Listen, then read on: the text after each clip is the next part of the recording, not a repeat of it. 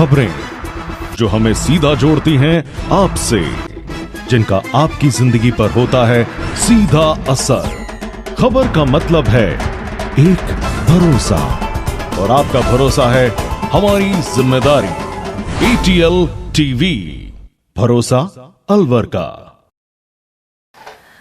नमस्कार, ATL TV के सभी दर्शकों का स्वागत है। खबरों के साथ मैं हूं अर्चना जैन। बढ़ते हैं आज की हेडलाइंस के साथ।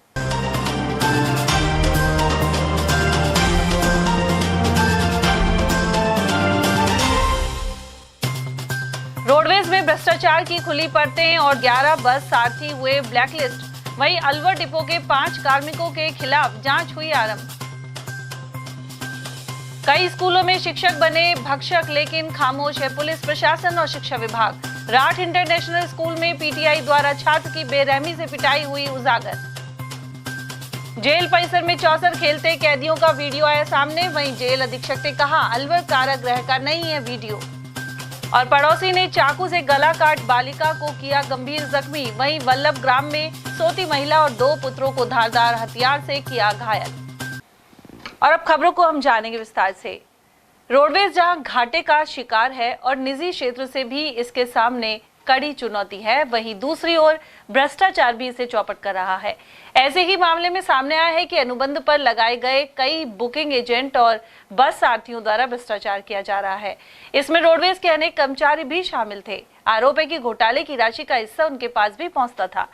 जांच में भ्रष्टाचार में शामिल कई रोडवेज कर्मचारियों के नाम सामने आए हैं। रोडवेज प्रशासन ने इन कर्मचारियों के नाम नोट शीट पर ले लिए हैं और उनके खिलाफ जांच शुरू कर दी है। विभागीय अधिकारियों के अनुसार रोडवेज के अलवर डिपो की ओर से अनुबंध पर लक्ष्मणगढ़ में टीनू शर्मा और गोविंदगढ़ में धीरज शर्मा को बुकिंग एजेंट नियुक्त किया हुआ था। ये बुकिंग एजेंट और इन रूट्स पर चलने वाले अनुबंध बस सारथी मिलकर गड़बड़ी कर रहे थे। यह लोग फर्जी डीएसए तैयार कर रूट पर गाड़ियों को दौड़ा रहे थे। इसका खुलासा होने के बाद रोडवेज प्रशासन ने दोनों बुकिंग एजेंट्स और इन रूट्स पर चलने वाले 11 बस सारथियों को ब्लैकलिस्ट कर दिया है। इसमें अलवर डिपो की वित्त शाखा के 5 कर्मचारियों पर भी लिप्तता के आरोप हैं। अलवर आगार के मुख्य प्रबंधक पवन कटारा ने बताया कि मामले की गहनता से जांच की जा रही है। साथ ही 5 कर्मचारियों के नाम नोट शीट पर ले लिए हैं और जांच पूरी होने पर आगे की कार्रवाई की जाएगी।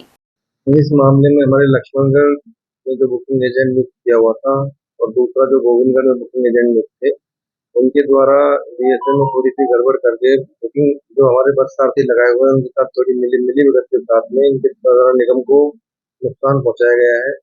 उन पर एक्शन लेते हुए दोनों बुकिंग एजेंट और साथ में जो जितने भी बस सारथी इस मामले में लिप्त थे उनको ब्लैकलिस्ट करते हुए उनकी धरोहर राशि और जो भी इनकी द्वारा निगम में जमा कराया हुआ पैसा था वो जब्त कर लिया गया है। साथ ही इस पूरे मामले की प्रबंधक के द्वारा गहन जांच करवाई जा रही है। जब से इसमें जितनी भी निगम को नुकसान पहुंचा है उस राजस्व की पूरी वसूली करने के लिए पूरा रिपोर्ट प्रस्तुत की जाएगी, उस हिसाब से इनके खिलाफ कार्रवाई की जाएगी। अभी इस मामले की जांच की जा रही है क्योंकि एटीआई पर कार्यरत जो कर्मचारी हैं उनकी यह ड्यूटी होती है कि वो के सामने जो जितने भी अपने विविल प्रस्तुत किए जाते हैं वो उनकी जांच करें। अतः इनमें एटीआई पर कार्यरत कर्मचारियों की लापरवाही बिल्कुल है, उनके ऊपर भी कार्रवाई की जाएगी। अभी फिलहाल वर्तमान में इसकी जांच की जा रही है कि यह मामला कब से चल रहा है। स्कूलों में बच्चे अपना भविष्य बनाने जाते हैं, लेकिन कई शिक्षक उन्हें इस कदर पीटते हैं कि उनकी सूरत ही बिगड़ जाती है।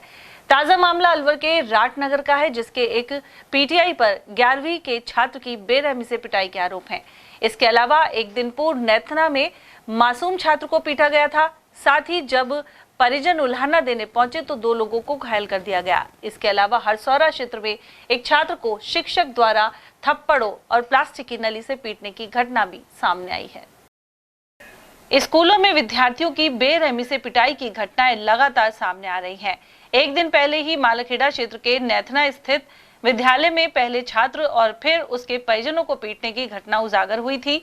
वहीं अब सामने आया है कि अलवर शहर के रंजीत नगर स्थित राठ इंटरनेशनल स्कूल में 11वीं कक्षा के छात्र को पीटीआई द्वारा बुरी तरह पीटा गया है। पीड़ित के परिजनों ने जिला कलेक्टर से मामले की शिकायत करने की बात कही है। जानकारी के अनुसार भरतपुर के पहाड़ी गांव निवासी राकेश खंडेलवाल का पुत्र देव खंडेलवाल रंजीत नगर स्थित राठ इंटरनेशनल स्कूल में 11वीं कक्षा का विद्यार्थी है।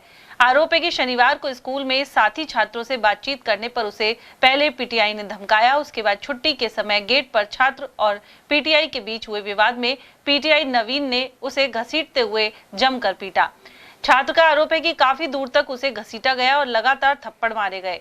छात्र का कहना था कि उसके आगे बैठे सहपाठी की शर्ट पर पेन चला हुआ था और इसे लेकर वह उसे टोक रहा था। इसी दौरान पीटीआई को गलतफहमी हो गई और उसने मारपीट कर डाली।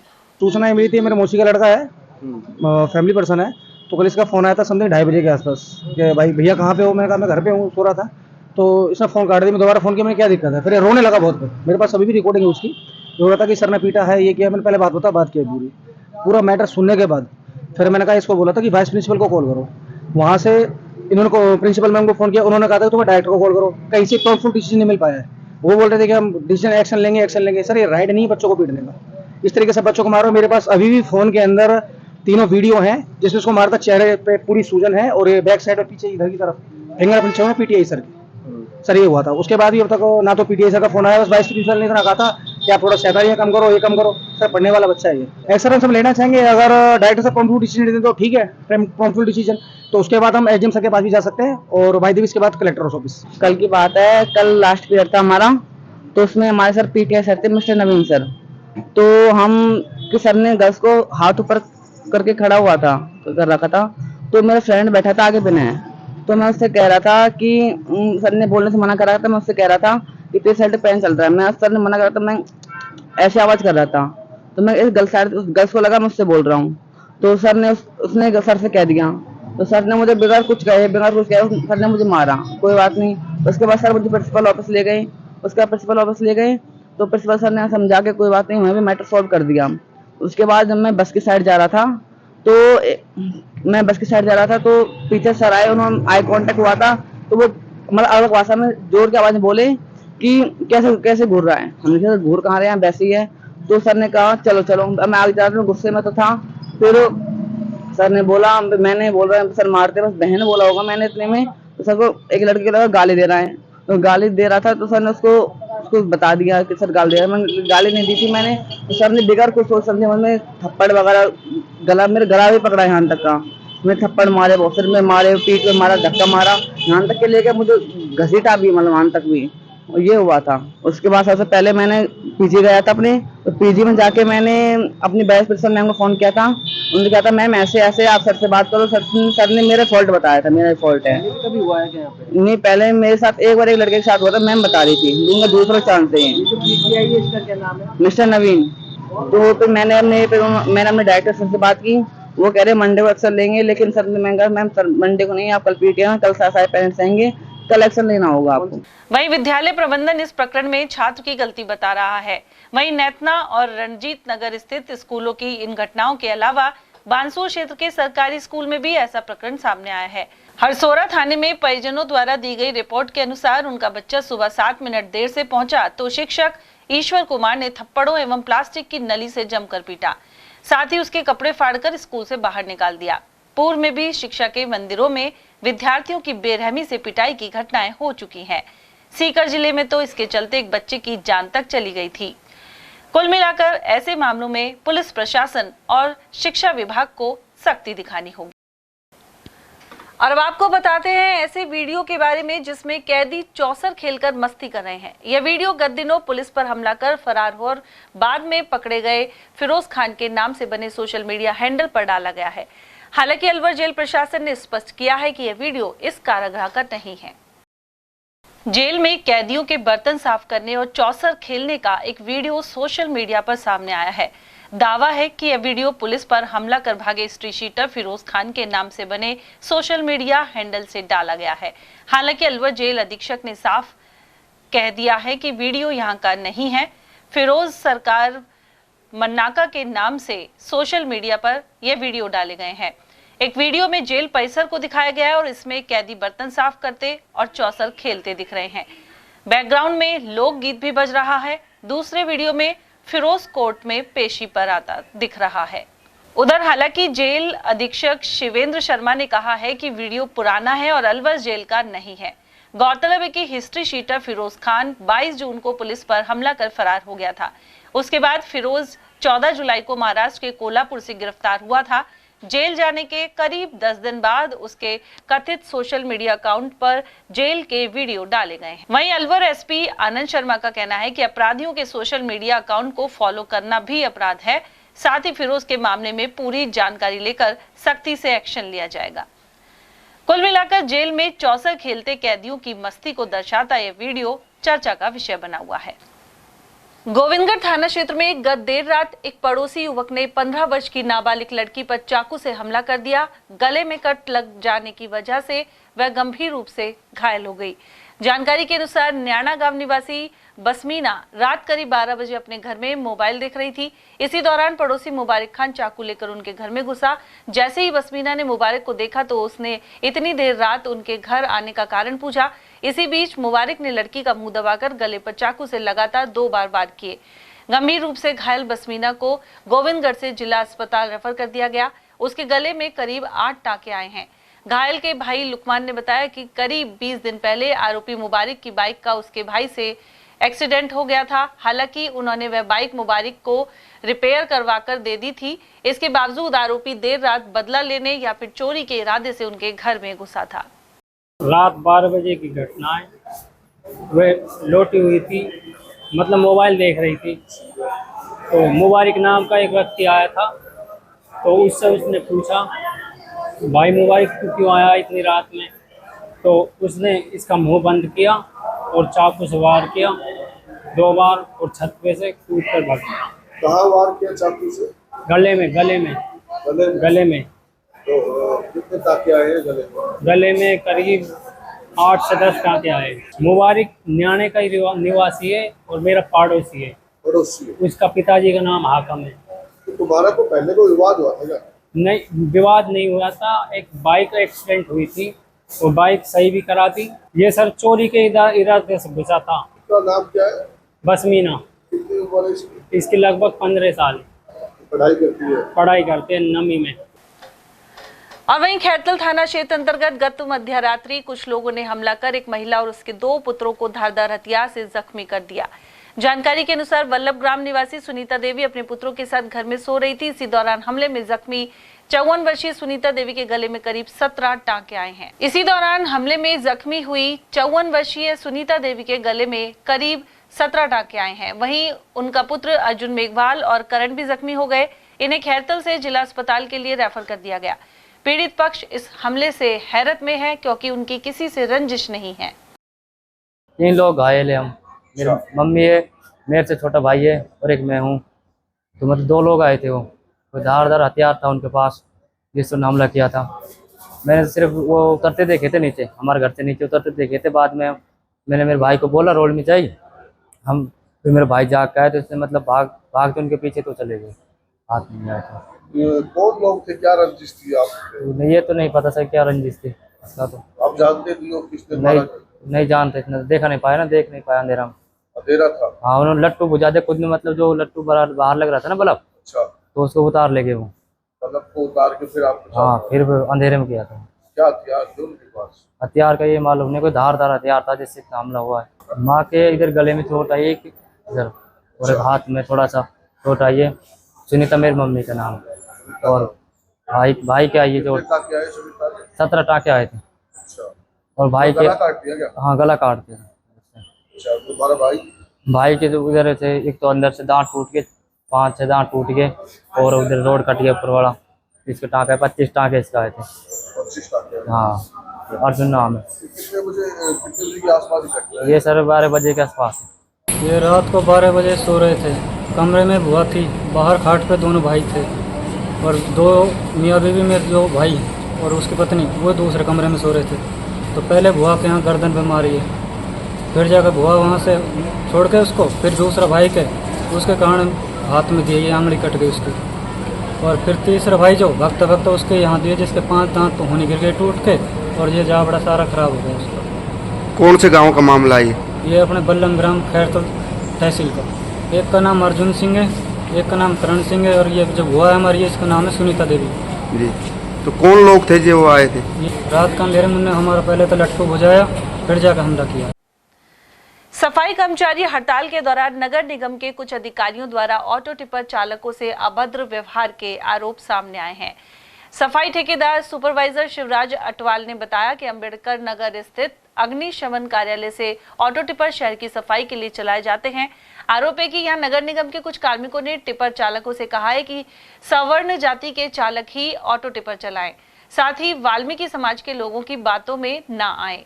इसके अलावा उन्होंने जाति सूचक शब्द बोलकर गलत व्यवहार भी किया। ऐसे में खफा वाल्मीकि समाज के सफाई कर्मचारियों ने नगर निगम प्रशासन के खिलाफ धरना प्रदर्शन और नारेबाजी की। उदय चौधरी मुर्दाबाद, उदय चौधरी मुर्दाबाद, उदय चौधरी मुर्दाबाद। पता नहीं किसके आशीर्वाद से वो लोग टिके हुए हैं, वो यहाँ आए और यहाँ जो टिपर चालक हैं, ये इतने लोग जो हैं, इनके साथ में आते एक निरंजन जी हैं जिन्होंने अभद्रता की है, जाति सूचक शब्दों का इस्तेमाल किया है और इन लोगों से कहा है कि भाई तुम भंगी लोग हो, तुम्हारी हड़ताल है, मीना गुजरों की थोड़ी है, मीना गुजरो तुम तो टिपर चलाओ। तो ये इस तरह का व्यवहार गलत है, अशोभनीय है। मेरी प्रशासन से ये मांग है कि ऐसे व्यक्ति जो कि किसी के रहनुमाई हैं और सीटों पर जमे हुए, इन लोगों के खिलाफ तुरंत कार्रवाई करें। ये लोग इस प्रदर्शन को उग्र बनाने के लिए वाल्मीकि समाज को भड़का रहे हैं। एक निरंजन सैनी है करण मीणा, जिन्होंने इस शब्द को सबसे ज्यादा, निरंजन सैनी जिन्होंने इस शब्द को अशोभनीय तरीके से कहा है। करण मीणा जी हैं, एक कोई रोहित जी हैं, रोहित प्रजापति 18 की भर्ती है। ये रोहित प्रजापति सफाई कर्मचारी है और ये जो दो हैं, इनको सफाई निरीक्षक जो लगाया हुआ है, ये प्रभारी जो लगाए हुए हैं, ये बाबू हैं, एलडीसी हैं। इनको सफाई कार्य का क्या अनुभव है क्या कोई अनुभव? पर यही है कि जिसकी लाठी उसकी भैंस। हमारी समाज ने हड़ताल कर रखी है, उसके कारण सबने ही गाड़ी हमने बंद कर रखी है। मैं यूनियन का अध्यक्ष हूँ, टेम्पो यूनियन का। उसके बावजूद अधिकारी दबाव में प्रेशर बना रहे, रोजना की रोजना ठेकेदार के ऊपर आपकी पेनल्टी काट दी जाएगी, गाड़ी चलाओ। और हमारे जिस भी कर्मचारी साथ ऐब होता है, जब कोई नहीं आता है और अब आगे गाड़ी निकलवाएगी, इसके चक्कर में हमने विरोध प्रदर्शन किया है। यहाँ पर टेम्पो यूनियन ने। कौन अधिकारी कहता है? निरंजन सैनी और एक वो है, क्या नाम था, करण मीणा, कि भाई गाड़ी निकालो, नहीं मैं तुम्हारी पेनल्टी काटूंगा। रोज ना ठेकेदार के ऊपर दबाव बनाते हैं, ठेकेदार से कहते हैं सबको हटा देंगे। जिला कांग्रेस कमेटी के अध्यक्ष योगेश मिश्रा ने कहा है कि नगर निगम बनने के बावजूद अलवर शहर के हालात बिगड़ते जा रहे हैं। सफाई कर्मचारियों की हड़ताल के कारण शहर में गंदगी का आलम है। कांग्रेस जिला अध्यक्ष ने आरोप लगाया कि नगर निगम के आयुक्त और महापौर समस्या के प्रति गंभीर नहीं है। वहीं जिला प्रशासन भी समाधान करने में विफल साबित हुआ है। मिश्रा ने कहा कि प्रदेश में एवं केंद्र में अलवर से पर्यावरण मंत्रियों के होने के बावजूद अलवर शहर और जिले का पर्यावरण लगातार बिगड़ रहा है। मैं तो आपके चैनल के माध्यम से जिला प्रशासन से, नगर निगम के प्रशासन से, राजस्थान सरकार से निवेदन करता हूं कि बिल्कुल ही पोपाबाई का राज मत बनाओ। शहर में इतनी गंदगी फैली हुई है, इतनी दुर्गंध हो रही है, महामारी फैलने वाली है। और अगर महामारी फैल गई तो काबू में नहीं होगी। पहले बारिश के मौसम में मौसमी बीमारियां होती है। तो मेरा तो आपके चैनल के माध्यम से निवेदन है कि नगर निगम के कमिश्नर को और जिला प्रशासन को सफाई कर्मचारियों से बैठ के वार्ता करनी चाहिए और उनकी जो जायज़ मांगे हैं उनको मान करके उनको काम पे लौटाना चाहिए। क्योंकि 3 दिन से हड़ताल पर है, 3 दिन में बदबू आने लगी सड़कों पर। आम आदमी मुंह पर रुमाल रख के चलने लग गया।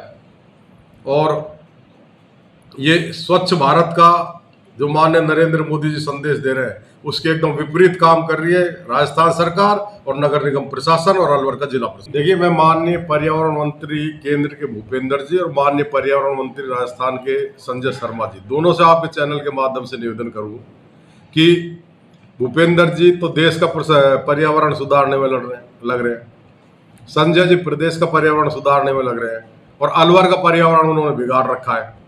उनसे कहो इन अफसरों पर नकेल कसे नगर निगम वालों पर। 1.25 करोड़ रुपए महीने का सफाई का ठेका है, जबकि ये काम मैं आपको शुद्धता से बता रहा हूँ 50 लाख रुपए महीने में मैं करा सकता हूँ पूरे शहर की सफाई। इसलिए आपके चैनल के माध्यम से दोनों माननीय मंत्रियों से, जिला प्रशासन से, नगर निगम के प्रशासन से और राजस्थान सरकार के माननीय मुख्यमंत्री से निवेदन है कि जनता ने गलती कर दी आपका राज बनवा के लेकिन अब आपका राज है तो इस जिले की, शहर की दुर्गति मत करो, नहीं तो अगली बार जनता आपको निपटा के भेज देगी। उधर जिला कांग्रेस कमेटी के अध्यक्ष योगेश मिश्रा ने आरोप लगाया है कि अलवर शहर के हालात बदतर होते जा रहे हैं। उन्होंने बताया कि यूआईटी द्वारा रोड लाइट की मेंटेनेंस का कार्य किया जाता है, लेकिन अधिकांश शहरवासी रोड लाइट खराब होने की वजह से परेशान हैं। मिश्रा के अनुसार बिना कमीशन के अधिकांश न्यासकर्मी काम नहीं करते, साथ ही नुकसान शहर की जनता को उठाना पड़ रहा है। मैंने यूआईटी से, कांग्रेस राज है, बड़ी रिक्वेस्ट करके काली मोरी फ्लाईओवर से और ये मूंगस का डिस्पेंसरी के सामने होकर दिल्ली रोड तक रोड लाइट लगवाई थी। एक दिन रात को कोई नगर निगम की गाड़ी थी, यूआईटी की थी, वो आई और पीएससी से आगे दिल्ली रोड तक की तो लाइटों को ही लेके खोल गए। और यहाँ पर रात को लूटपाट होती है, कई कांड हो चुके, काली मोरी फ्लाईओवर के नीचे कई कांड हो चुके, पुलिस वालों की वर्दी तक छीन ली गई। कोई दिल्ली पुलिस का पुलिसकर्मी था और रात को आ रहा था, ट्रेन से उतर गए, उसकी वर्दी को उतरवा ले गए। लेकिन कह किससे? पोपाबाई का राज है, कोई सुनने वाला है नहीं, धड़ी धूरी है नहीं। मेरा तो जनता माता से भी निवेदन है कि तुमने इनको चुना है तो इनसे कहो, इनके खिलाफ सड़कों पर आओ, हम आप लोगों के साथ हैं। रोड लाइट की दुर्व्यवस्था है, सब खाने का चक्कर है, सब लोग कमीशन बाजी करते हैं। ये यूआईटी में एक एक चपरासी से लेके हायर ऑफिसर तक सब बिके हुए हैं, सब कमीशन लेते हैं, सबके कमीशन से हटे। यही हाल नगर निगम में, भ्रष्टाचार कर रखा है। मेरा तो एंटी करप्शन वाले अधिकारियों से भी निवेदन है कि इनके छापे मारे, इनके घरों पर और इनके दफ्तरों पर। राजस्थान सेवा निवृत्त पुलिस कल्याण संस्थान ने मोती डूंगरी कार्यालय पर एक बैठक की। इसकी अध्यक्षता रिटायर्ड पुलिस निरीक्षक राम प्रताप यादव ने की। जिलाध्यक्ष दिलीप कुमार शर्मा के अनुसार इस मौके पर सेवा निवृत्त कार्मिकों की समस्याओं सहित संगठन को आगे बढ़ाने पर चर्चा हुई। वहीं सेवा निवृत्त हो चुके ओम दत्त तिवारी, रमेश चंद और सुरेंद्र कुमार शर्मा का स्वागत कर सदस्यता ग्रहण करवाई गई। राष्ट्रीय पंजाबी महासभा और श्रीमती नारायणी देवी मनोहर लाल छाबड़ा चैरिटेबल ट्रस्ट द्वारा पंजाबी समाज के प्रतिभावान बच्चों का सम्मान किया गया। इस सम्मान समारोह का आयोजन रविवार को होटल शालीमार में हुआ। कार्यक्रम के लिए 82 बच्चों को एंट्री आई थी एवं इसमें 85% अंक प्राप्त करने वाले बच्चों को शामिल किया गया। कक्षा 10 और 12 सहित नीट एवं सीए में सफल अभ्यर्थियों का यह अभिनंदन हुआ। कार्यक्रम में समाज के गणमान्य व्यक्ति मौजूद रहे। आयोजन से जुड़े अमित छाबड़ा ने इस बारे में जानकारी प्रदान की। आज बड़े बच्चों को जो हम सम्मानित कर रहे हैं, ये घर जाएंगे, इनके छोटे बहन भाई देखेंगे कि आज मेरे बड़े भाई या बहन सम्मानित होकर आए हैं, उनको मोमेंटो मिला है, प्रशस्ति पत्र मिला है, तो कहीं ना कहीं उनके अंदर भी ये भावना आएगी कि मैं भी ज्यादा मेहनत करूं। समाज की तरफ से समाज के बच्चों के लिए किया गया कार्यक्रम है और निरंतर रूप से पिछले वर्षों से भी हमेशा होता आया है और आगे भी हमारा प्रयास रहेगा कि समाज के बच्चों के लिए हम ये निरंतर रूप से करते रहे। कितने बच्चों को सम्मानित किया गया? टोटल 82 बच्चों की एंट्रियां हमारे पास आई थी, जिनके अंदर सीए कंप्लीशन की 3 एंट्री थी, नीट की 2 थी, 4 जेईई की थी, बाकी 12th और 10th के थे। 85% से ऊपर वाले बच्चों को सम्मानित किया गया। उधर दीप प्रज्वलन के बाद संगीत में गणपति वंदना से फेमस डांस एकेडमी की बालिकाओं द्वारा शुभारंभ किया गया। वहीं महासभा के संगठन महासचिव रमेश आहूजा ने बताया कि महासभा प्रतिवर्ष इस प्रकार के आयोजन कर प्रतिभाओं को उचित मंच प्रदान करेगी। उधर इस दौरान मंच संचालन दिनेश शर्मा ने किया। कार्यक्रम में पंजाबी समाज के गणमान्य प्रतिनिधियों के रूप में दौलत राम हजरती, चरणजीत सुनेजा, रमेश जुनेजा, रोशन लाल बख्शी, हरीश अरोड़ा, ओम प्रकाश कुकरेजा, सतीश भाटिया, संतोष अरोड़ा और जुगल गांधी आदि की उपस्थिति रही। देखिए, राष्ट्रीय पंजाबी महासंघ जो है, जो राजस्थान के विभिन्न प्रांतों में जिनके बहुआयामी प्रतिभाओं के साथ जो है समाज की विभिन्न प्रतिभाएं जो हैं उनको सम्मान करने का आज एक कार्यक्रम जो है अलवर के कमेटी द्वारा जो आयोजित किया गया है, जो कि शालीमार के एक निजी होटल के अंदर एक कार्यक्रम हो रहा है, जिसके अंदर 10th 12th के अंदर 85% से ऊपर प्रतिभावान बच्चे, साथ में नीट, आईआईटी और सीए, इसी तरह के विभिन्न एंट्रेंस एग्ज़ाम को क्लियर करने वाले समाज की प्रतिभाओं को आज एक मंच दिया गया है। और कुल मिलाकर ऐसे 80 से अधिक बच्चे हैं जिनको आज यहाँ पर सम्मानित किया गया है। उनके उज्जवल भविष्य की कामना की गई है। समाज के गणमान्य व्यक्तियों के द्वारा ही समाज की जो आने वाली पीढ़ी है उनका सम्मान किया गया है। साथ में उनको एक पथ प्रदर्शक के रूप में आज एक समाज ने एक महत्वपूर्ण भूमिका निभाई है। अलवर की एनईबी थाना पुलिस ने लूट, डकैती और नकबजनी जैसी वारदातों में वांछित 9 आरोपियों को गिरफ्तार किया है। थानाधिकारी दिनेश चंद ने बताया कि धरपकड़ अभियान के तहत लंबे समय से फरार चल रहे ये आरोपी पकड़े गए हैं। वे अनेक वारदातों में शामिल थे। एसएचओ ने इन आरोपियों के बारे में जानकारी प्रदान की। पुलिस मुख्यालय द्वारा वांछित अपराधियों की धरपकड़ के लिए अभियान चलाया जा रहा है, जिसमें आज 28 तारीख को 1 दिवसीय अभियान की पालना में श्रीमान पुलिस अधीक्षक महोदय अलवर के निर्देशानुसार आज थाना अध्यापक कार्रवाई करते हुए 9 वांछित अपराधी गिरफ्तार किए गए हैं, जिनको आज पेश न्यायालय किया जाएगा। किस तरह के अपराधी? इसमें चोरी, मारपीट, इवन देन डकैती, लूट और आबकारी अधिनियम के तहत जो पहले अपराधी गिरफ्तार किए गए थे, जो न्यायालय से फरार चल रहे थे, उनको गिरफ्तार किया गया। प्रबोधक संघ राजस्थान के शिष्टमंडल ने विधानसभा में शिक्षा मंत्री मदन दिलावर से मुलाकात कर अपनी मांगों का ज्ञापन सौंपा। प्रदेश महामंत्री संजय कौशिक ने बताया कि इस दौरान प्रबोधक कैडर की पदोन्नति से संबंधित मांग उठाई गई। साथ ही बताया गया कि निर्धारित योग्यताधारी प्रबोधकों के साथ पदोन्नति के नाम पर केवल छल किया जाता रहा है। संघ ने शिक्षा मंत्री और पंचायती राज मंत्री से स्पष्ट रूप से मांग की है कि पात्र प्रबोधकों को द्वितीय श्रेणी अध्यापक के समकक्ष लगाया जाए। इन्हें मिडिल स्कूल, हेडमास्टर अथवा सेकेंडरी सेटअप में विषय अध्यापक के पदों पर लगाया जाए। साथ ही कई अन्य मांगे भी की गई हैं। शिष्टमंडल में राज्य कर्मचारी महासंघ के प्रदेश महामंत्री राकेश शर्मा, संगठन मंत्री विजय सिंह धाकड़, प्रबोधक संघ के प्रदेश अध्यक्ष अर्जुन सिंह शेखावत एवं प्रदेश उपाध्यक्ष गिरिराज गौतम शामिल रहे। मैं माननीय देवनानी जी को, शिक्षा मंत्री माननीय दिलावर साहब को, ओटाराम जी देवासी जी को हमने अपने वेदना से अवगत कराया है और प्रबोधक पदोन्नति को लेकर उनसे विस्तार से चर्चा की है। दिलावर साहब ने आश्वस्त किया है हमें कि विधानसभा के तुरंत बाद आपको बुलाकर वार्ता करेंगे और जो भी वाजिब मांगे उन पर चर्चा करके, विचार करके, अधिकारियों से डिस्कस करके उसका समाधान निकालेंगे। हमारे जो प्रबोधक पदोन्नति का विषय है, जिसमें प्रबोधक से वरिष्ठ प्रबोधक बनाने की बात है, हमारी सरकार से मांग रही है लगातार कि वरिष्ठ प्रबोधक पद पर लगाकर सरकार मिडिल स्कूल HM लगाए या सेकेंडरी सेटअप में विषय अध्यापक के रूप में लगाएं। और हमारी जो 10,392 जो B.Ed योग्यताधारी प्रबोधक हैं, वो सभी इसमें सेकंड ग्रेड के इक्वलेंट जो है उनको कार्यदर्शी निर्धारण होगा, ऐसा हम उम्मीद कर रहे हैं। और साथ में हमने सरकार को कहा है कि हमारे जो BPEd और CPEd साथी हैं, जो शारीरिक शिक्षक प्रबोधक हैं, उनका भी प्रावधान जो है पदोन्नति का अभी तक नहीं है, उसको प्रावधान को बढ़ाया जाए, पदोन्नति का चैनल खोला जाए, ताकि हमारे जो शारीरिक शिक्षक जो साथी हैं प्रबोधक, उनका भी प्रमोशन हो सके। अलवर के खुदनपुरी स्थित कार्यालय में जाटव महासभा समिति ने बैठक आयोजित की। जिला अध्यक्ष कुंदन लाल जाटव ने बताया कि 15 सितंबर को प्रतिभाओं का सम्मान समारोह होगा। साथ ही नवनियुक्त कर्मचारी अधिकारी सहित जनप्रतिनिधियों का सम्मान भी किया जाएगा। इसके अलावा 24 नवंबर को सामूहिक विवाह सम्मेलन को लेकर रजिस्ट्रेशन प्रक्रिया जारी है। बैठक में कई अन्य मुद्दों पर भी चर्चा हुई। अखिल राजस्थान जाटव महासभा जिला शाखा अलवर के तत्वाधान में आज मीटिंग का आयोजन किया गया है। मीटिंग के जो मुख्य एजेंडे हैं वो प्रतिभाओं का सम्मान समारोह, नवनियुक्त कर्मचारी अधिकारी एवं जनप्रतिनिधियों का सम्मान समारोह 15 सितंबर 2024 को किया जाना तय हुआ है। साथ ही 24 नवंबर 2024 को सामूहिक विवाह सम्मेलन किया जाएगा। रजिस्ट्रेशन कार्य चालू है। रजिस्ट्रेशन शुल्क 500 रुपये देकर जो आवश्यक दस्तावेज हैं वो कार्यालय में कभी भी जमा करा सकते हैं।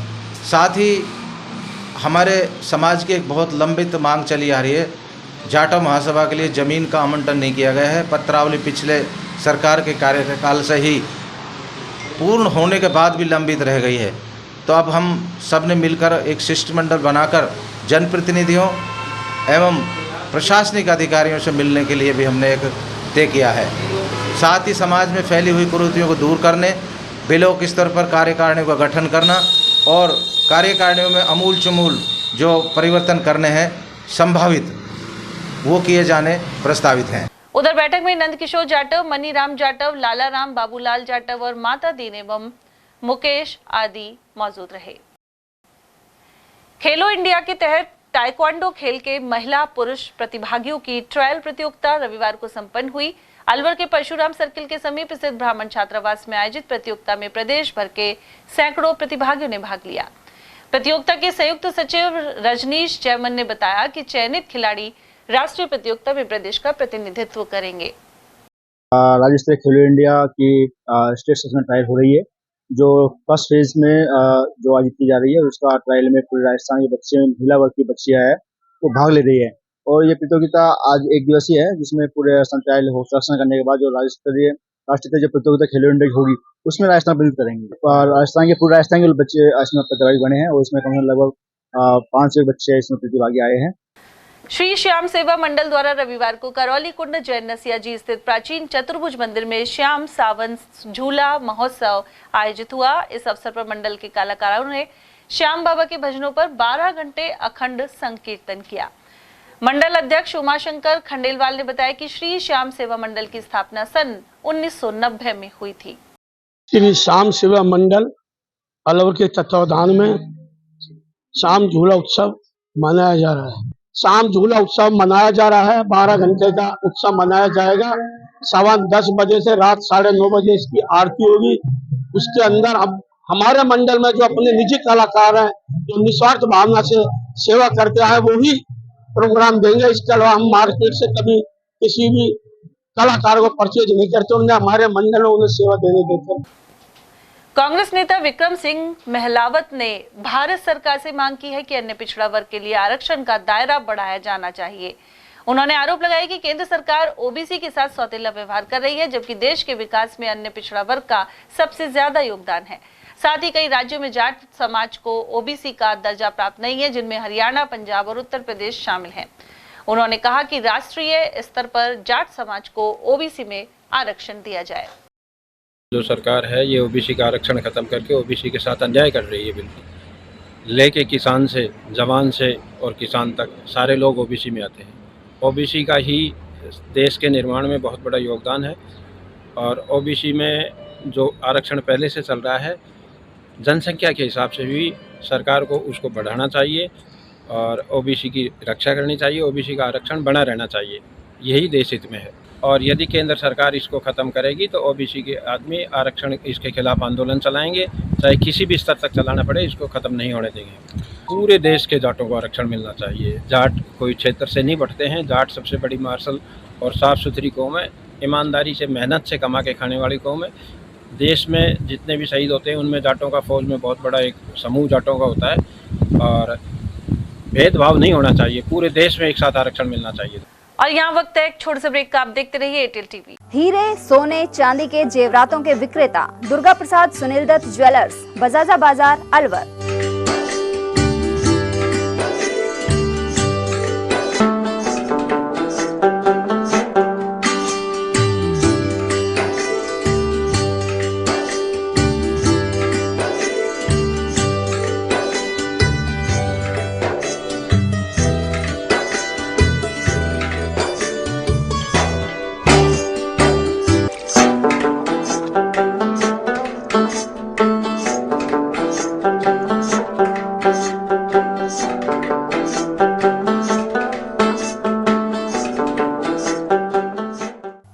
सोने चांदी के जेवरातों के विक्रेता दुर्गा प्रसाद सुनील दत्त ज्वेलर्स, बजाजा बाजार, Alwar. Phone number 0144233863 and 2338663। Furniture का 32 साल पुराना जाना माना नाम राहुल डेकोर। यहाँ आपकी लाडली बिटिया के लिए अथवा अपने घर के लिए सभी प्रकार का सागवान का फर्नीचर उपलब्ध है।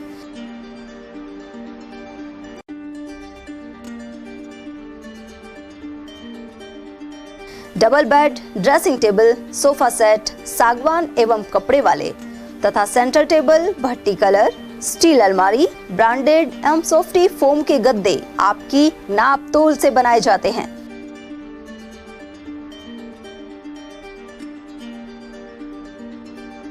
सभी सामान एक ही छत के नीचे उपलब्ध। हमारा पता है अलवर बोर्ड, जसवंत तिराहे से पहले, कटी घाटी, अलवर। Contact number 9414019769 and 9414019768। आने वाली 15 तारीख को शहीद स्मारक पर एक भव्य कार्यक्रम है। आपके चैनल के माध्यम से मैं अपील करना चाहता हूं कि सब अपने अपने घरों में 5 या 5 से अधिक दीपक अवश्य जलाएं। ये दीपक उन लोगों के लिए जिन्होंने आजादी दिलाई और जो शहीद हो जाते हैं। ये दीपक उन लोगों के लिए जो बॉर्डर पर हमारी दिन रात रक्षा करते हैं, जिनकी वजह से हम दिन और रात चैन से रहते हैं, और उनका मनोबल लड़ने के लिए ऐसा कार्यक्रम समिति पिछले 8 साल से कर 15 अगस्त का जो कार्यक्रम जो आयोजित समिति करने वाली है, उसके लिए भी सभी लोगों से हम निवेदन भी करते हैं कि हर घर पर आप दीपक जलाएं और इस कार्यक्रम को अमर करें, अमर शहीदों के साथ साथ। यही मेरा सभी लोगों से निवेदन। ब्रेक के बाद आप सभी का स्वागत है। ग्राम बुर्जर से श्रद्धालु डाक कावड़ लाने के लिए हरिद्वार रवाना हुए। एडवोकेट भगवान और सरपंच सुमन बने सिंह द्वारा इनका माल्यार्पण कर स्वागत किया गया। साथ ही विशाल, महेश शर्मा, महेंद्र, भगवान कोहली और सोहन लाल आदि मौजूद रहे। वहीं राजेंद्र कश्यप, नरेश जांगिड, गोपेश गुप्ता, चिंटू और काली प्रजापत सहित अन्य भक्त 7 कावड़ लेकर आएंगे। 2 अगस्त को कावड़ भगवान शिव को चढ़ाई जाएगी। गौरतलब है कि श्रावण मास में यह सिलसिला जारी है। ग्राम बुर्जा से हरिद्वार के लिए डाक कावड़, हमारे यहाँ से 7 डाक कावड़ गई है, जिनका ग्रामवासियों द्वारा माल्यार्पण कर, तिलक लगाकर और मीठा जलपान ग्रहण कराकर स्वागत किया गया। और भोलेनाथ से यही कामना की गई कि बहुत अच्छे से इनको शांतिपूर्वक अपने कावड़ लाने में भोलेनाथ सफलता प्रदान करे। और इसमें सभी ग्रामवासियों का पूर्ण रूप से सहयोग रहा, जिन्होंने मिलकर के और इन सब का बहुत अच्छे से स्वागत किया। और कामना करते हैं कि भविष्य में भी इसी प्रकार से हम ये जो प्रक्रिया हमने चालू की है इस बार माल्यार्पण करने की और उनका स्वागत करने की, इसको यथावत रखेंगे और आगे भी जारी रखेंगे। मालाखेड़ा तहसील के बड़ेर गांव के श्री सीताराम मंदिर में शिव महापुराण कथा का समापन हो गया है। स्वामी कमलदास बापू ने अंतिम 7वें दिन 12 ज्योतिर्लिंग की कथा सुनाई। उन्होंने यह भी कहा कि कलयुग में शिव महापुराण कथा सुनने वालों के सभी मनोरथ पूर्ण होते हैं। वहीं उनकी धर्मपत्नी ज्ञानवती देवी ने बताया कि 29 जुलाई को सुबह 8:15 बजे पूर्णाहुति होगी और कन्या भोज करवाया जाएगा। शिक्षक संघ एलिमेंट्री सेकेंडरी टीचर एसोसिएशन ने अपनी मांगों को लेकर प्रदेश अध्यक्ष मोहर सिंह सलावत के नेतृत्व में ज्ञापन सौंपा। माध्यमिक शिक्षा विभाग के अतिरिक्त निदेशक प्रतिभा देवटिया को सीएम भजनलाल शर्मा और शिक्षा मंत्री मदन दिलावर के नाम ज्ञापन दिया गया है। प्रदेश मीडिया चेयरपर्सन राजीव चौधरी ने बताया कि शिक्षक सम्मेलनों का आयोजन ग्रीष्मकालीन या शीतकालीन अवकाशों में करवाने की मांग है। साथ ही 4 सत्रों की लंबित पदोन्नति शीघ्र करवाने और बिना विधायकों की डिजायर के हर साल स्थानांतरण करने आदि मांगे भी शामिल हैं। उधर ज्ञापन देने वालों में प्रदेश कोषाध्यक्ष श्याम सुंदर बिश्नोई सहित कई पदाधिकारी भी मौजूद रहे।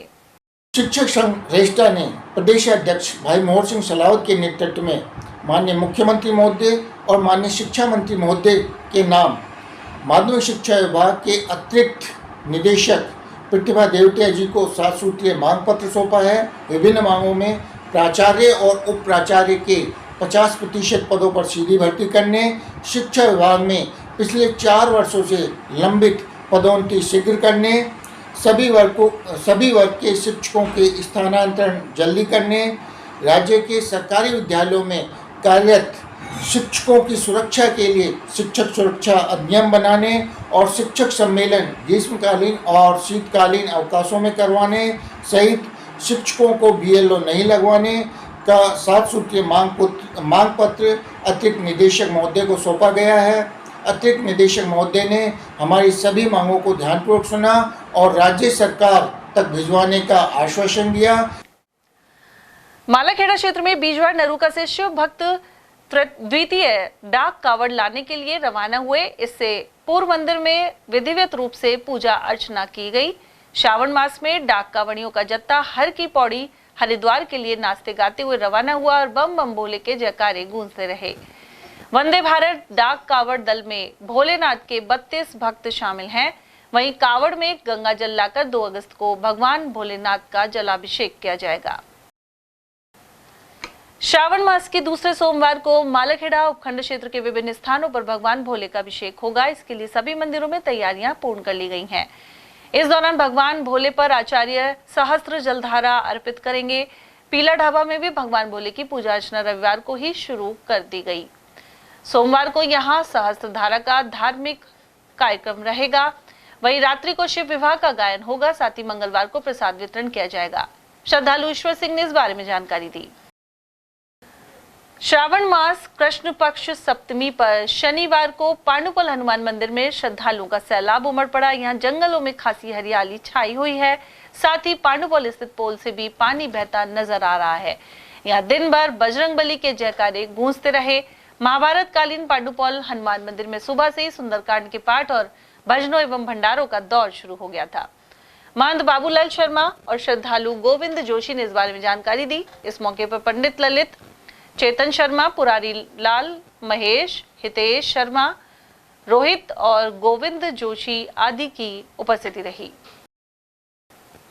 भर्तरी धाम में श्रावण कृष्ण पक्ष अष्टमी पर रविवार को बड़ी संख्या में श्रद्धालु पहुंचे, लेकिन पुलिस प्रशासन की उदासीनता के चलते जगह जगह जाम में श्रद्धालु और वाहन फंसे रहे।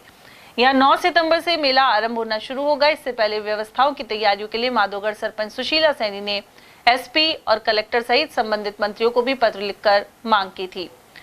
उधर समाज सेवी पेमाराम सैनी, जयकिशन गुर्जर, हीरा लाल और पद्मचंद सहित क्षेत्र के लोगों का कहना है कि इस प्रसिद्ध धार्मिक स्थल पर व्यवस्था सुनिश्चित होनी चाहिए। वहीं उपखंड अधिकारी देवी सिंह के अनुसार मेले से पहले 30 जुलाई को भर्तरी धाम में प्रशासनिक मीटिंग बुलाई गई है। रविवार को लगे जाम को लेकर एसडीएम का कहना था कि इसके लिए वहां की पुलिस चौकी और वन विभाग को पुख्ता इंतजाम करने चाहिए। खाद्य सुरक्षा विभाग से जुड़े हुए पात्र लाभार्थियों को अब मुफ्त में मिलने वाले गेहूं को लेकर परेशानी का सामना करना पड़ सकता है। राशन डीलर संघ के प्रदेश व्यापी आह्वान पर 1 अगस्त से मालाखेड़ा क्षेत्र में 64 राशन डीलर हड़ताल पर रहेंगे। साथ ही मालाखेड़ा ब्लॉक अध्यक्ष हितेंद्र प्रधान के नेतृत्व में आयोजित मीटिंग के दौरान करीब 2 दर्जन से अधिक डीलरों ने अपनी पॉस मशीन जमा कर दी है।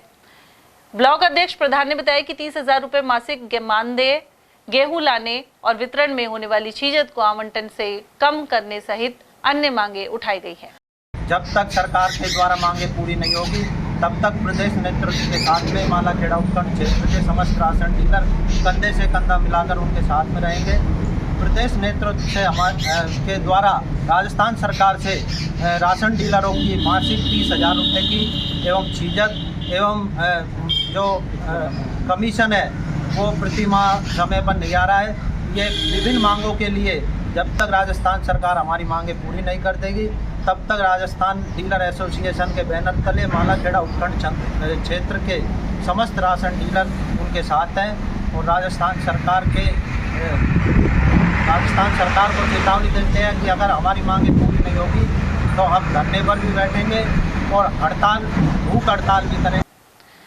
उमरैन स्थित ग्राम पंचायत सैनी मोहल्ले से रविवार को डाक कावड़ियों का जत्था हरिद्वार रवाना हुआ। डीजे के साथ नाचते गाते रवाना कावड़ियों ने भोले बाबा के जयकारे लगाए। 50 शिव भक्तों का यह जत्था 8वीं बार डाक कावड़ लाने के लिए हरिद्वार के लिए रवाना हुए। श्रद्धालु लोकेश सैनी और अन्य लोगों ने बताया कि सावन के पवित्र महीने में शंकर भगवान की पूजा का खास महत्व माना जाता रहा है।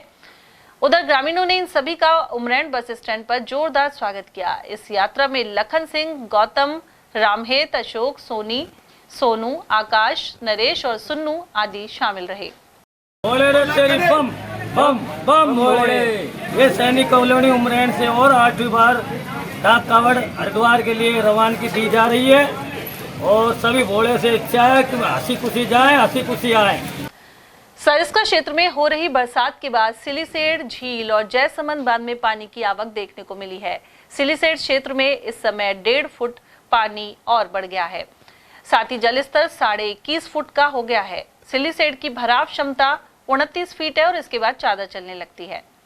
वहीं जयसमंद बांध में भी नटनी का बारा से आने वाली रूपा रेल नदी द्वारा पानी की आवक देखने को मिलती है, जिसमें सरिस्का में से निकलने वाली रूपा रेल नदी 2 भागों में बढ़ जाती है और एक हिस्से का पानी जयसमंद बांध में ही आता है। जयसमंद अनेक वर्षों से पानी के लिए प्यासा था। हालांकि बरसात के बाद रूपा रेल नदी आने से जयसमंद बांध में पानी की आवक हुई है, लेकिन वह अभी गेज तक ही पहुंचा है। सिलीसेड़ बांध की भराव क्षमता 29.1 है, जबकि पानी उसमें 21.5 फुट आ चुका है।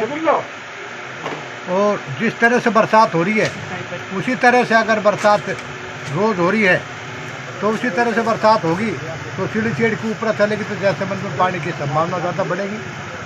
और नटनी का बारा में भी नदी आ रही है, जिससे जयसमंद का जो कैचमेंट एरिया है गेज तक अभी पानी खड्डों से भरा है और गेज से ऊपर पानी अभी नहीं जा पा रहा है।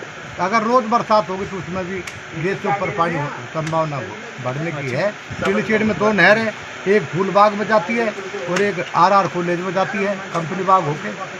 उससे वहाँ शहर में पानी पहुँचता था और कटी घाटी के एरिया लिवारी भाखेड़ा इसमें सिंचाई होती थी सिलीसेट नहर से। जैसमंद नहर से बुर्जागाबाद दादर बुर्जा इसकी ज़मीन की सिंचाई होती थी तो काफ़ी पैदावार होती थी, किसान समृद्ध होता था। कितने वर्षों सूखा पड़ा है जैसमंद में? अब 1995 में ऊपरा इसकी चली थी सिलीसेट की। जैसमंद की थोड़ा ही कसर रह गई थी ऊपरा चलने की, पर ऊपरा नहीं चल पाई। सरिस्का की वादियों में हो रही झमाझम बरसात के बाद अब जो जैसमंद बांध और सिलीसेट झील में पानी की आवक देखने को मिली है। हम बता दें कि सरिस्का की वादियों से चारों ओर घिरी सिलीसेट झील में इन दिनों 21 फुट पानी पहुंच गया है और 29 फुट पानी भराव क्षमता है और उसके बाद ऊपरा चल सकती है। काफ़ी वर्षों पहले यहाँ पानी छलका था। और अगर हम जैसमंद बांध की बात करें तो नट्टी का बारा से जो रूपरेल नदी का पानी आता है, एक हिस्से का पानी आता है वह जैसमंद बांध में जाता है, जहाँ अभी काफ़ी वर्षों से जैसमंद बांध सूखा था तो अब पानी की अभी भी आवश्यकता है, काफ़ी आवश्यकता है। जहाँ अगर इस बार अच्छा मानसून रहा तो जैसमंद बांध और सिलीसेट झील को काफी फायदा मिलेगा। सरिस्का बाग परियोजना की रेंज अकबरपुर स्थित सिलीबेरी एनिकेट में पानी की जोरदार आवक होने से चादर चलने की सूचना है। शनिवार देर शाम को सरिस्का के पहाड़ों में खासी बारिश हुई, साथ ही सिलीबेरी पूरा भर गया और एनिकेट की चादर चल गई। वहीं अब वन्य जीवों को पहाड़ के ऊपर ही पानी आसानी से मिल जाएगा और उन्हें इधर उधर नहीं भटकना पड़ेगा। गौरतलब है कि अकबरपुर रेंज में 2 दिन से लगातार जोरदार बरसात हो रही है। सरिस्का के अंदर बरसाती नाले और नदियां एवं पहाड़ों से गिरने वाले झरने तेज वेग से बह रहे हैं। अकबरपुर में सरकारी विद्यालय के पीछे से ठाकुर जी महाराज के मंदिर में रामायण पाठ का आयोजन हुआ। यहाँ सोमवार को शिव जी का ब्यावला एवं रुद्राभिषेक होगा। उल्लेखनीय है कि सावन के महीने के चलते ठाकुर जी महाराज मंदिर में 24 घंटे के रामायण पाठ का आयोजन किया जा रहा है। इसका सोमवार सुबह हवन के साथ समापन होगा, साथ ही रुद्राभिषेक एवं पूजा अर्चना की जाएगी। रविवार के अवकाश के चलते घूमने के शौकीन लोगों का जमावड़ा नटनी का बारा और सिलीसेट झील पर देखने को मिला। इन दिनों सरिस्का की वादियों में हरियाली और नदी नालों में पानी का बहाव पर्यटकों को अपनी ओर आकर्षित कर रहा है। नटनी का बारा में घूमने के लिए आए लोगों का जमावड़ा देखने को मिलता है, साथ ही लोग फोटो और सेल्फी लेते नजर आए। पूर्व सरपंच महेश पटेल का कहना है कि इन दिनों ऐसे स्थानों पर सतर्कता की भी जरूरत बनी हुई है। इस सीजन में बहुत लोग आ रहे हैं यहाँ घूमने की उससे, और विशेषकर नटनी का बारा में तो हर समय आपको भीड़ भाड़ देखने को मिल जाएगी। तो मेरा तो आने वाले पर्यटकों से यही अनुरोध है कि नदी नाले झरने इनमें जब तक पूरी जानकारी नहीं अंदर नहीं जाएं। कभी भी बरसात पहाड़ों में हो जाती है और पानी का बहाव तेज हो जाता है, जिससे पूर्व में भी ऐसी दुर्घटनाएं हुए हैं। तो दुर्घटनाओं से बचें, आप खूब घूमें, खूब प्रकृति का आनंद लें। और यहाँ वक्त एक और छोटे से ब्रेक का, आप देखते रहिए एयरटेल टीवी। हीरे सोने चांदी के जेवरातों के विक्रेता दुर्गा प्रसाद सुनील दत्त ज्वेलर्स, बजाजा बाजार, Alwar.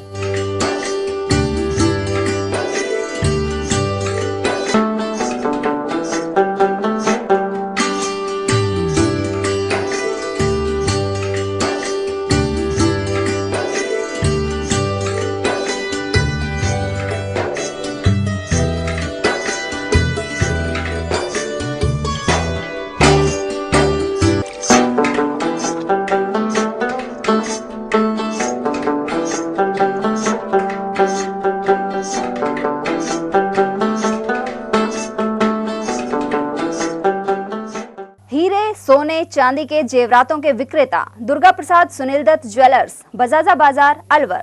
Phone number 0144233863 and 2338663। Furniture का 32 साल पुराना जाना माना नाम राहुल डेकोर। यहाँ आपकी लाडली बिटिया के लिए अथवा अपने घर के लिए सभी प्रकार का सागवान का फर्नीचर उपलब्ध है।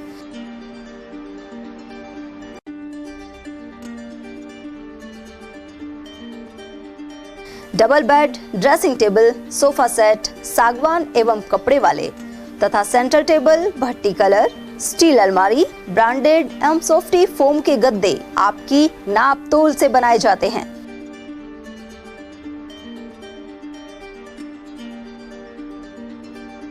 सभी सामान एक ही छत के नीचे उपलब्ध। हमारा पता है अलवर बोर्ड, जसवंत तिराहे से पहले, कटी घाटी, अलवर। Contact number 9414019769 and 9414019768। आप सबसे अपील करता हूं कि 15 अगस्त को शाम को 7 बजे अपने घर पे एक दीपक ज़रूर जलाएं। ये दीपक उन शहीदों के नाम है जिन्होंने इस देश की सेवा करते हुए अपने प्राणों का त्याग किया है, इस देश के लिए शहीद हुए हैं। ये उन सैनिकों के नाम हैं जो सर्दी में, गर्मी में, बरसात में सरहद के ऊपर हमारी रक्षा करते हैं। उनको किसी भी प्राकृतिक आपदा के समय वो हमारे लिए जी जान से तैयार रहते हैं। आज एक दिन हमें उनको अपनी ओर से उनको सम्मान देने के लिए ये आप सब लोगों से अपील है। और स्वतंत्रता दिवस गौरव उत्सव अलवर की तरफ से ये कार्यक्रम की शुरुआत की गई है। मैं इस समिति को भी बहुत बहुत बधाई देना चाहूँगा जो शहीदों के लिए और सैनिकों के लिए आज इतना बड़ा एक आयोजन कर रहे हैं। आप सब भी इसमें शरीक हों, इसमें भागीदार बने, इसमें सहयोग करें। एक निवेदन लेकर आपके सामने आया हूँ।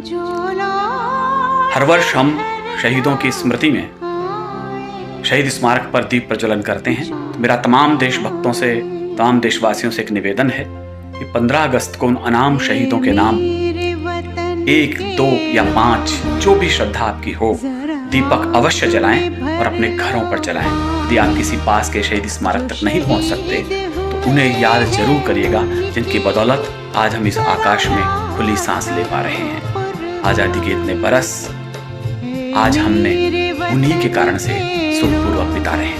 ये बात हवाओं को बताए रखना, रोशनी होगी बस चिरागों को जलाए रखना। लहू देकर जिसकी हिफाजत हमने की, ऐसे तिरंगे को सदा दिल में बसाए रखना, ऐसे तिरंगे को सदा दिल में बसाए रखना। मैं अल्पना बिश्नोई, रेडियो अलवर की आवाज से आप सबसे हाथ जोड़कर एक विनती करती हूँ। इस स्वतंत्रता दिवस के शुभ अवसर पर माँ भारती के अमर शहीदों के नाम और सरहद पर तैनात वीर सैनिकों के नाम अपने घर की देहरी पर एक दिया जरूर जलाएं, जिससे 15 अगस्त की शाम हमारा हिंदुस्तान इन दियों की रोशनी में यूं जगमगा उठे कि जर्रे जर्रे से बस यही आवाज आए, हम सब एक हैं। जय हिंद, जय भारत। सेना पूरी सेना के साथ बॉर्डर्स में तैनात रहते हैं किसी भी चुनौती का फेस करने के लिए। और ऐसे करते करते कई लोगों की बहुत ज़्यादा कैजुअल्टी हो जाती है, कई लोगों की मौत भी हो जाती है, शहीद हो जाते हैं। तो मैं चाहता हूं कि 15 अगस्त एक ऐसा दिन हो पूरे सेना के लिए और पूरे देश के लिए जब हम अपने सभी शहीदों को याद करें और उनके याद में कुछ दीपक, कुछ कैंडल जलाएं, कुछ मार्च करें और इस 15 अगस्त के दिन को दिवाली से भी बड़ा पर्व बनाएं। अगर ऐसा पूरा देश करेगा तो इससे हमारे शहीदों को, हमारी सेना को बहुत सम्मान मिलेगा, हमारा प्रोत्साहन बढ़ेगा और हम और भी जोश और निष्ठा से काम करेंगे। ब्रेक के बाद आप सभी का स्वागत है। कांवड़ियों के 6 दिवसीय शिविर का शुभारंभ रविवार को राजगढ़ अलवर मार्ग स्थित कोठी नारायणपुर बाईपास पर हुआ। शिविर का शुभारंभ अवधूत आश्रम के स्वामी अमन भारती महाराज ने विधिवत पूजा अर्चना कर किया। वहीं शिविर आयोजकों ने बताया कि शिविर में आने वाले कांवड़ियों के रहने खाने के साथ ही चिकित्सक और दवाओं के भी पुख्ता प्रबंध किए गए हैं। रात्रि में पुलिस प्रशासन की ओर से गश्त भी की जा रही है। इस अवसर पर अशोक पंसारी, राजेश मीणा, राजेश शर्मा, महेश सैनी और संजय राजस्थानी आदि श्रद्धालु मौजूद रहे। और वहीं मुंडावर उपखंड के शाहजहांपुर बड़ौद मार्ग पर विद्युत सब स्टेशन स्थित है। यहाँ के शिवालय पर शिव कांवड़ सेवा समिति के तत्वाधान में सरपंच सुरेंद्र चौधरी एवं उप सरपंच साधुराम के मुख्य आतिथ्य में शिविर का शुभारंभ किया गया। महंत प्रवीण तक्षक एवं ओम प्रकाश शर्मा ने पूजन किया और भगवान शिव के चित्र के समक्ष दीप प्रज्वलित किए गए। समाज सेवी लक्ष्मी नारायण गुप्ता ने बताया कि शिव कांवड़ सेवा समिति द्वारा लगातार शिव भक्तों की सेवा की जा रही है। इस दौरान दलीप सिंह, चिमन चौधरी, अनिल मुदगल, सुरेंद्र तक्षक, राजू कुल्लड़ाराम और कर्म चौधरी आदि मौजूद रहे। नौगावा बस स्टैंड स्थित सनातन धर्मशाला मंदिर परिसर में कांवड़ शिविर का उद्घाटन किया गया। समाज सेवी मदन गुप्ता ने भोलेनाथ के पूजन के साथ ही शुभारंभ किया। वहीं भक्त मुकेश गांधी ने बताया कि यह कैंप 1 अगस्त तक चलेगा। साथ ही इस मौके पर नेमी जांगीर, प्रीतम सिंह, तेज सिंह चौधरी, हरि शर्मा और नितिन जैन आदि की उपस्थिति रही। बोले रे तेरी बम बम बम भोले, पार्वती के संग संग संग भोले। श्री सनातन सभा भवन बस स्टैंड पर कांवड़िया शिविर का आयोजन किया जा रहा है। दिनांक 28/7/2024 से 1/8/2024 तक शिविर लगाया जा रहा है और 2 तारीख को महादेव बाबा का शिवरात्रि में जलाभिषेक किया जाएगा। इसमें कांवड़िया की हर प्रकार की सुविधा रखी गई है। तो देखते हुए जलपान की, विश्राम गृह की, खान पान की हर तरह की व्यवस्था जो है श्री सनातन धर्मशाला भवन बस स्टैंड पर रखी गई है। खैरतल तिजारा जिला कलेक्टर डॉक्टर आरतिका शुक्ला द्वारा प्रारंभ किए गए अभियान के द्वितीय चरण में 718 दिव्यांगों को प्रमाण पत्र जारी किए गए। कार्यक्रम के अंतर्गत द्वितीय चरण में 2309 दिव्यांगों ने शिविर में रजिस्ट्रेशन करवाया। इनमें से 718 दिव्यांगों को 40% या अधिक दिव्यांगता के प्रमाण पत्र जारी कर 491 को रेफर किया गया। साथ ही आगामी समय में शिविर आयोजित कर सहायक उपकरण वितरित किए जाएंगे। नोडल अधिकारी जिला परिवीक्षा एवं समाज कल्याण अधिकारी महेंद्र कुमार ने बताया कि जल्द ही जिला अस्पताल में प्रत्येक सप्ताह एक दिन निर्धारित कर प्रमाण पत्र बनाए जाएंगे। और अब बात खैरतल की, जहां दांतला बाईपास स्थित शिवालय में शुक्रवार से भागवत कथा का आयोजन किया जा रहा है। यह जानकारी श्रद्धालु गोवर्धन लाल शर्मा ने दी। रोजाना 2 बजे से शाम 5 बजे तक भागवत कथा का वाचन राधा शरण वीरा ब्रजवासी करेंगे।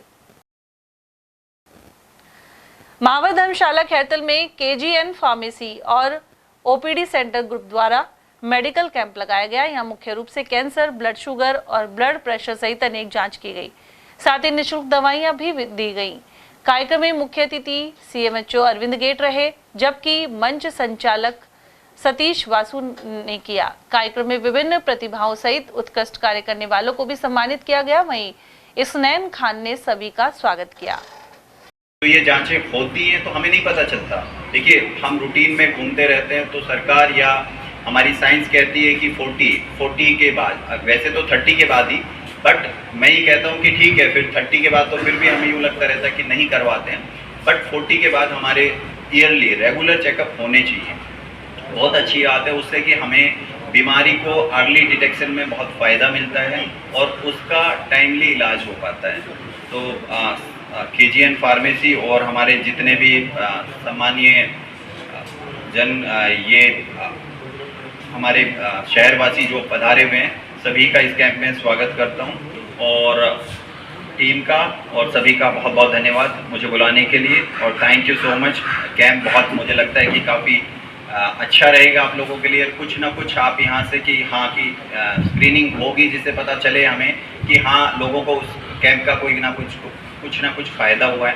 तो टीलू भाई जी को बहुत बहुत धन्यवाद कि ऐसे कैंप ही आयोजित करते रहते हैं। मैं समझे कि वास्तव में कितने पेड़ वास्तविक में हमारे लिए लाभदायक है।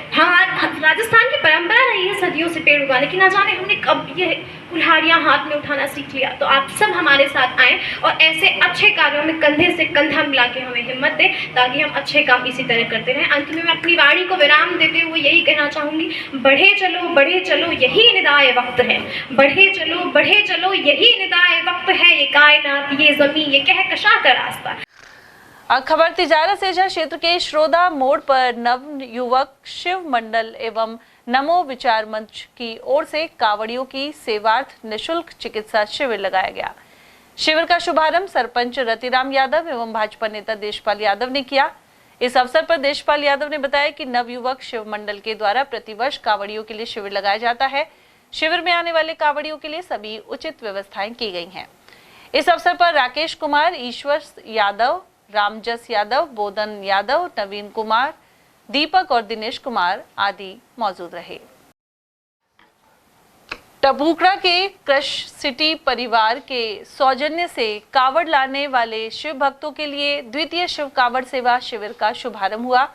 इस मौके पर विधिवत पूजन किया गया। रेजिडेंट वेलफेयर सोसाइटी के अध्यक्ष महेंद्र सिंह यादव ने बताया कि हरिद्वार से कावड़ लेकर आने वाले भक्तों के लिए यहां विश्राम और खान पान आदि इंतजाम किए गए हैं। उद्घाटन कार्यक्रम की अध्यक्षता संजय लामा ने की, जबकि मुख्य अतिथि टपुकड़ा उपखंड अधिकारी सत्यनारायण सुथार और विशिष्ट अतिथि थानाधिकारी भगवान साय रहे। इस अवसर पर पूर्व विधायक संदीप यादव सहित विक्की यादव, ओम प्रकाश गोयल, रमेश चंद गर्ग, सर्वेश सोनी, जगदीश और मनोज स्वामी आदि की उपस्थिति रही। सभी अतिथियों ने पौधरोपण कर पर्यावरण संरक्षण का संदेश दिया। जो आज हमारा ये शिविर कार्ड जो है द्वितीय शिविर कार्ड है, इसका मुख्य अतिथि हमारे टपुकड़ा उपखंड के एसडीएम साहब श्री सत्यनारायण सुथार जी, विशिष्ट अतिथि श्री भगवान सहाय एसएचओ टपुकड़ा व इसकी अध्यक्षता श्री संजय लामा जी ने किया। और हरिद्वार से जितने भी कावड़िया यहाँ से चलते हुए आगे जाते हैं, उन सभी की विश्राम की, चिकित्सा की, खान पान की, जलपान की सभी प्रकार की व्यवस्थाएं हमारा कृष्ण परिवार करता है और सभी के सौजन्य से, प्रेम भाव से ये शिविर का संपन्न किया जाता है। अंबेडकर विकास मंच मोलावास द्वारा मुंडावर सर्व समाज प्रतिभा खोज परीक्षा का आयोजन रविवार को किया गया। अंबेडकर विकास मंच के सदस्य दीपिका ने बताया कि संस्था द्वारा तहसील स्तर की परीक्षा का आयोजन गत 2 वर्षों से किया जा रहा है। वहीं सर्व समाज के लिए पहली बार यह परीक्षा हुई है। इसमें 160 प्रतिभाओं ने हिस्सा लिया। इस मौके पर मोलावास उच्च माध्यमिक विद्यालय में सरपंच अजीत सिंह यादव, संस्था अध्यक्ष हजारी लाल, कोषाध्यक्ष रोहिताश और सचिव विजय आदि मौजूद रहे। मैसेज ये कि सर ऐसी प्रतियोगिताएं होती रहती है ना, तो थोड़ा मोटिवेशन मिलता रहता है। कौन सा ग्रुप आपका? ग्रुप 3। क्या कर रहे हो अभी आप? अभी मैं सेकेंड ईयर में हूँ, बीएसटीसी सेकेंड ईयर। ठीक है। कंपटीशन की आप तैयारी कर रहे हो, उससे रिलेट करते हुए क्वेश्चन आए आपके पास? हाँ, सारे उसी से रिलेट। और चलते चलते एक बार फिर से नजर डालेंगे मैच की हेडलाइंस पर।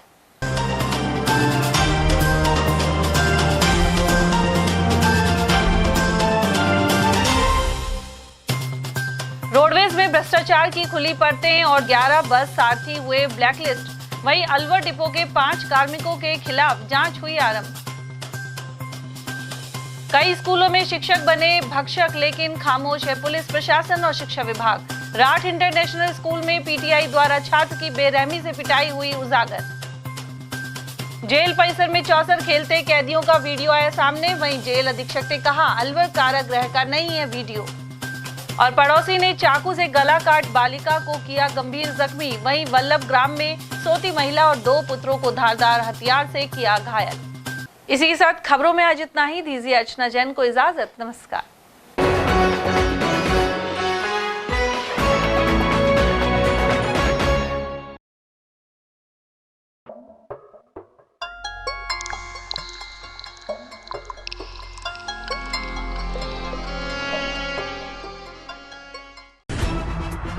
खबरें जो हमें सीधा जोड़ती हैं आपसे, जिनका आपकी जिंदगी पर होता है सीधा असर।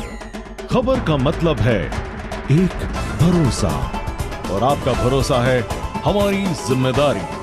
ATL TV, भरोसा अलवर का।